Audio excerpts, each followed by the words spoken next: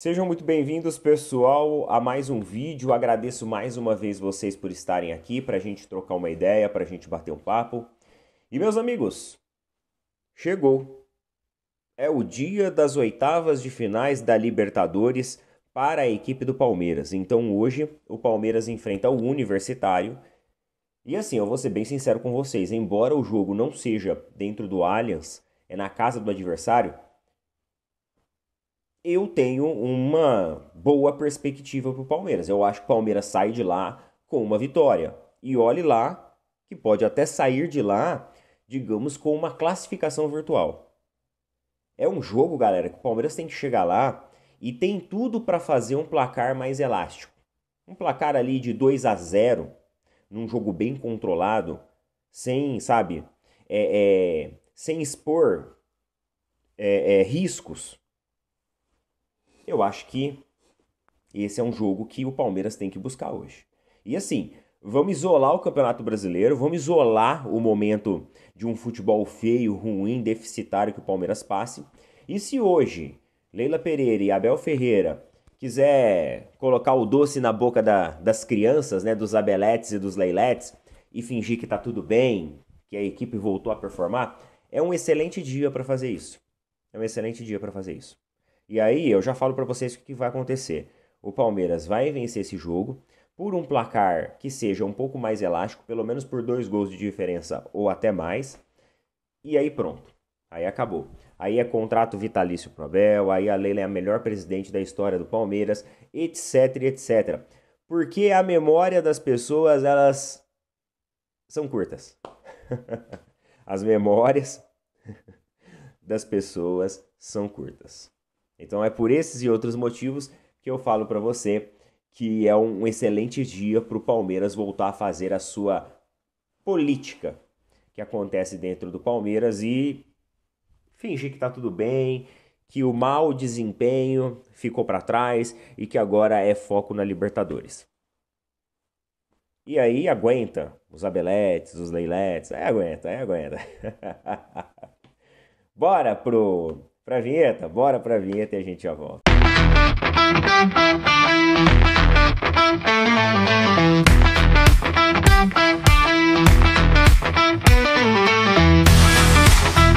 É o seguinte, não se esqueçam de apoiar os nossos amigos e os nossos parceiros da TES.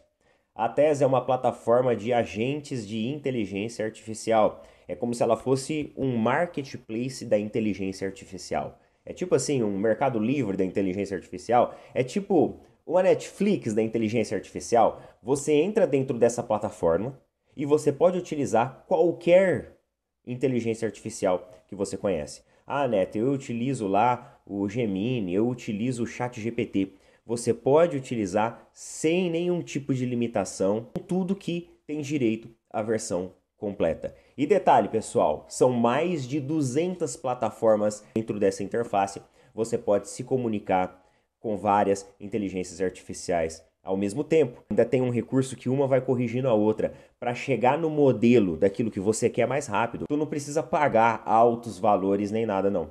Você tem tudo isso por apenas R$ 49,00 por mês. Isso. A assinatura mensal de R$ 49,00 dá acesso a mais de 200 plataformas simultâneas, mostrando uma vantagem financeira absurda, onde você vai ter tudo completo. Eu mesmo utilizo inteligência artificial no meu dia a dia, utilizo até para ajudar aqui também nos scripts aqui do canal, do que a gente vai falar, dos melhores assuntos, do que tá mais quente ali dentro do futebol, você vai poder utilizar também para o seu dia a dia aí. Se você clicar no link que eu estou colocando fixado nos comentários ou no QR Code aqui, você vai receber 10% de desconto na assinatura aqui pelo nosso canal, beleza? E também vai receber um curso de certificação em inteligência artificial. Só para você ter uma ideia, no mercado, esse curso ele é vendido por valores de até R$ 8.000.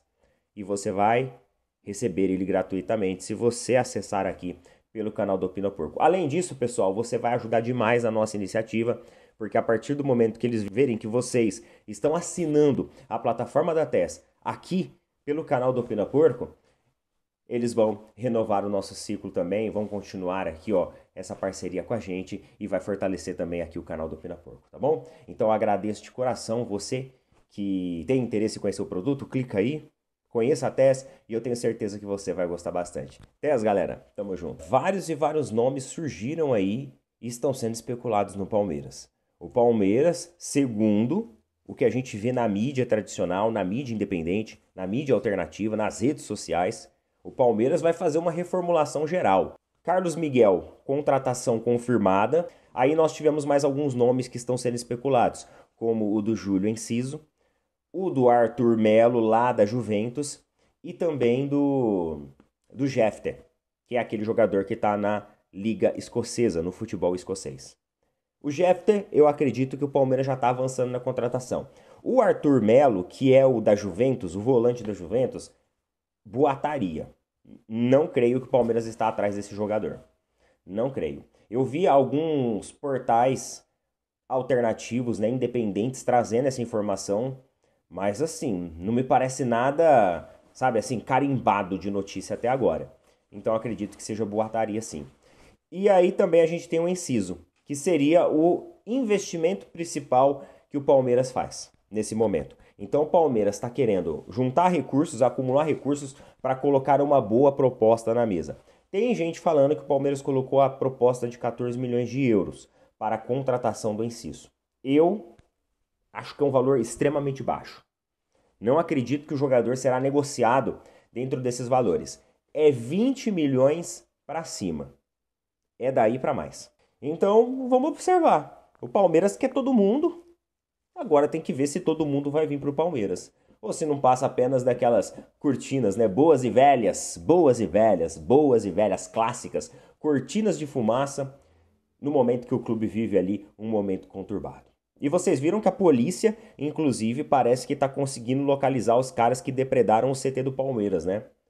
Estão ligando essas pessoas a uma torcida organizada. Na verdade, eles seriam membros da torcida organizada que não fazem mais parte de torcida organizada. E eu falei aqui no vídeo passado que não eram palmeirenses, né? Pelo visto, os caras são palmeirenses mesmo. Foda, né, gente? Pelo amor de Deus, gente. Que isso? A gente não vai ganhar nada depredando, quebrando as coisas. Muito pelo contrário. O clube vai destinar recursos para fazer o reparo. Isso daí vai sair do dinheiro do ingresso que a gente paga, do dinheiro do sócio torcedor que a gente paga, das camisetas, dos produtos oficiais que a gente compra. É daí que vai sair esse dinheiro.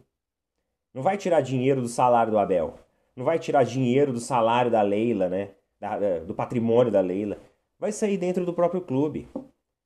Então, olha, é lamentável, é lamentável. E depois que eu fiquei sabendo que foram torcedores do Palmeiras que fizeram isso mesmo, poxa, que é isso? Agora o Palmeiras pede uma investigação mais apurada para saber se tem alguma articulação de torcida organizada dentro disso. A informação é que se tem que esses caras eles eram integrantes da torcida organizada, mas não são mais. O Palmeiras quer que a polícia aprofunde as investigações. É claro, vocês sabem por quê. Vocês sabem por quê. Mas eu acredito que não seja um movimento de depredação organizado esse não. Eu acho que foi um movimento independente de uns caras ali que foram lá querer fazer baderna. Acredito que foi isso. E vamos lá, Libertadores. Libertadores, vamos falar um pouquinho sobre Libertadores. Nós tivemos o jogo da Copa Libertadores entre brasileiros ontem, que foi Flamengo e Internacional dentro do Maracanã. Maracanã completamente lotado, a torcida compareceu em massa para prestigiar e o Flamengo fez um primeiro tempo muito, mas muito impositivo e muito dominante em cima do Internacional. Eu estava até assistindo lá a análise de pós-jogo do Baldasso, Fabiano Baldasso, torcedor do Inter. Ele tem aquele jeito de zoar, de manter sempre aquela confiança, né, e tudo mais. Mas aí quando o jogo termina ele sempre fica pé da vida. Torcedor, né? Torcedor. E aí ele falou que ele achou o Roger Machado com uma atitude, com uma estratégia bem covarde dentro do Internacional no primeiro tempo. Principalmente porque o primeiro tempo o Inter foi para segurar resultado mesmo. O Inter entrou assim ó, no primeiro tempo. E aí, empate, 0x0. Fechou aqui 0x0. A gente leva a decisão por Beira-Rio. Foi assim que o Inter chegou. O Inter basicamente assistiu o Flamengo jogar e se defendeu e ficou nas cordas o primeiro tempo inteiro. A realidade é essa. O Flamengo tinha uma boa articulação por vários lados do campo, né, por vários setores, pelas laterais, pelo centro, caindo pela diagonal. Mostrava bastante ali triangulação, tabela entre os jogadores. A defesa praticamente não trabalhou no primeiro tempo. O Flamengo tendo ganho numérico no meio-campo, então sempre conseguia descer muito bem, pressionar as linhas do Internacional, fazia o seu jogo dentro do campo do adversário, deixava o Internacional acuado dentro do seu campo. E realmente a estratégia do Internacional parece que era a estratégia do empate. Ó, a gente sai com um empate aqui, se segura contra o Flamengo, os caras vão estar animados, vão ter o apoio da torcida, só que vamos tentar fazer um 0-0 e deixar o resultado lá no Beira-Rio. Quando no momento, durante um escanteio, o Luiz Araújo cobra o escanteio, o Bruno Henrique sobe sozinho numa jogada aérea e cabeceia para o primeiro gol do Flamengo. Então Flamengo 1-0, e aquilo parecia ser o retrato de um Flamengo que faria mais pelo menos um gol, porque ainda tinha muita partida pela frente. E o Flamengo mantinha mais de 80%, olha isso, 80% da posse de bola em cima do Internacional. Só que quando você vai lá, se você entrar aqui nas estatísticas do jogo, no final, depois dos 90 minutos, você vai ver que esses 80% de posse de bola, chegou até 81%, né, de posse de bola, eles caíram. Eles perderam muita porcentagem. Eles perderam um valor percentual considerável. Isso porque no segundo tempo, o Flamengo simplesmente escolheu deixar com que o Internacional conduzisse o jogo. Aí fica naquela, peraí, o Flamengo deixou com que o Inter conduzisse o jogo? Ou foi o Inter que mudou a sua estratégia, ajustou a marcação de meio campo, subiu um pouco a sua linha, aumentou espaços entre defensores intermediários e setor ofensivo e foi para cima, propor o jogo em cima do Flamengo? Essa pergunta, pessoal, a gente vai ter a resposta dela talvez na semana que vem. Talvez na semana que vem. Porque o Flamengo meio que parou no segundo tempo mesmo. Uns falam que o time pregou em campo. O time cansou. Outros falam assim, não, tecnicamente o time baixou a linha mesmo, como se fosse ali uma estratégia e parece que está tentando jogar em contra-ataque. Só que por outro lado, o Flamengo não conseguia encaixar e fazer a transição correta para ganhar fôlego e pique no contra-ataque. O primeiro tempo do Flamengo, ele teve muita posse de bola e uma das coisas que mais eu acho que destacou no Flamengo foi justamente a forma como o Flamengo chegava até o seu setor ofensivo, né? Até o setor defensivo da equipe adversária, tocando bola, onde a bola ela passava por vários jogadores do Flamengo. O Flamengo conseguia articular muito bem isso. No segundo tempo, não conseguiu articular dessa maneira mais. Parece que a marcação do Internacional próxima dos jogadores do Flamengo, impediam com que o Flamengo tivesse esse espaço de articulação. E aí dificultava a saída de bola, dificultava a transposição, dificultava espaço de transição, dificultava tabela, dificultava triangulação. Tinha que adotar a estratégia, sabe do quê? Da linha direta. Não tinha fôlego para a linha direta. Isso porque os jogadores do Flamengo hoje, a característica deles principais, né, o time do Flamengo, ele é montado para ser um time que articule bem, que segure bem a bola, que consiga, sabe? Que o pessoal até brinca, né? O toque me voe. Sabe assim, ó, o toque me voe. É assim que o time do Flamengo é organizado para ser. Um time do tic-tac. Toque de bola, toque de bola, toque de bola. Abriu espaço, criou oportunidade, pá, gol. E não um time que joga na linha direta e na transição rápida. E eu acho que esse foi o principal problema do segundo tempo. O Felipe Luiz, ele demora para fazer as mudanças, para pôr as mudanças, ele demorou para fazer as mudanças. E quando ele faz as mudanças, a equipe do Flamengo continua jogando, tentando jogar da mesma forma que estava jogando no primeiro tempo. Na minha visão, no segundo tempo, o Flamengo tinha que propor outro jogo para o Internacional. O Internacional subiu linha, tá pressionando a gente dentro do nosso campo. Os caras ficaram por mais de 30 minutos pressionando o Flamengo dentro do seu próprio campo. O que eles têm que fazer? Vamos jogar na linha direta. Aí entra os reforços que tem no banco e entra também a orientação técnica de, no segundo tempo, mudar a estratégia de jogo. Você armar o seu time, municiar o seu time para que as jogadas ela tenham uma amplitude maior. Vocês entenderam? Ah, Neto, você tá querendo dizer então pro Flamengo jogar no contra-ataque. É isso. É isso mesmo. Traduzindo, resumindo, é isso. Sei lá, você coloca um homem de área lá, o Pedro, ele colocou o Pedro muito tarde.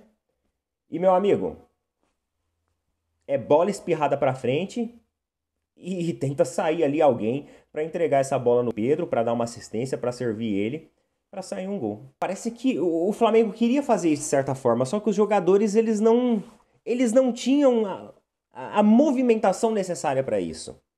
Eles não tinham o pique necessário pra jogar dessa forma, pra jogar dessa maneira. Então é por isso que eu falo pra vocês. O segundo tempo, eu não sei se o Flamengo quis mudar uma estratégia, adotar uma estratégia mais reativa, ou se o Flamengo naturalmente cansou um pouco, perdeu um pouco do pique, abaixou a linha, ou se o Internacional ajustou a marcação da maneira correta e, pô, foi efetivo e conseguiu neutralizar o Flamengo. Eu não sei te dizer qual dessas opções que aconteceram. A sensação que dá é que aconteceu um pouco de todas, não é? Então, talvez lá no jogo do Beira-Rio, quando ele terminar, a gente vai conseguir entender isso. Sabe por quê? Porque lá no Beira-Rio, o Internacional vai ter que propor jogo. Hoje o Internacional, ele começou o jogo deixando o Flamengo muito acomodado. E aí, na minha opinião, é uma falha do Flamengo não ter aproveitado ainda mais o primeiro tempo para ter feito um segundo gol. Porque um segundo gol ali, galera, ia trazer o Inter ainda mais espaçado, ainda mais aberto, ainda mais ansioso, ainda mais em pânico no segundo tempo. Porque eles iam ter que pelo menos tirar, reduzir um pouco a vantagem de 2 gols de diferença. E aí é onde o Flamengo poderia ganhar mais fôlego e quem sabe até sair com uma classificação dentro do Maracanã.